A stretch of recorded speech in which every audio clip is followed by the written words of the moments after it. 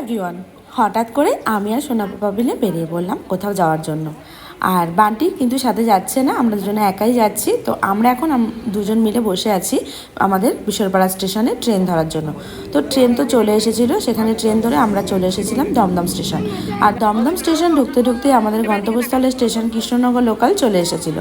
তো ট্রেনে তো আমরা উঠেও গেছি, আর ট্রেনটা এতটাই ফাঁকা ছিল যে আমরা দুজনা আরাম করে ট্রেনে বসে যাচ্ছি, কোনো সমস্যাই হয়নি।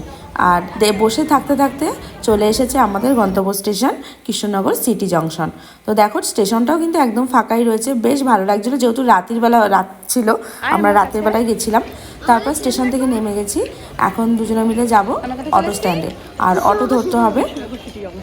আর এই যে আমাদের ট্রেন দাঁড়িয়ে আসছে না, শিয়ালদা লোকাল এটা। চলো আমরা এখন যাই। আমরা তো শিয়ালদা যাবো না, এখন যাবো, শিয়ালদা যাবো না। অটো থেকে আমরা এখন নেমে পড়েছি, আর এখন যাচ্ছি হলো আমি আর সোনা পাপা মিলে আমার দিদি বাড়িতে। আর এখন রাত প্রায় বেজে গেছিলো 9টা, কারণ অনেকটাই লেট হয়ে গেছিলো আস্তে আস্তে। তো আমরা আজকে চলে এসেছি, তাই তো আমি তো আমরা এসছি। হ্যাঁ কোথায় এসেছি? হ্যাঁ না না, শীত পড়েনি। আমরা এখন চলে এসেছি, আমরা এখন রেডি হয়ে আরেক জায়গায় যাবো। চলো এই ভিডিওটা এখানে শেষ করছি, মনে একটু আসলে দেখিয়ে দেবো। ওপরে যাচ্ছে, বাবা রেডি হবে তো, এখন যাস না বাবা, এখন যাস না, রেডি টেডি করে দিই তারপরে।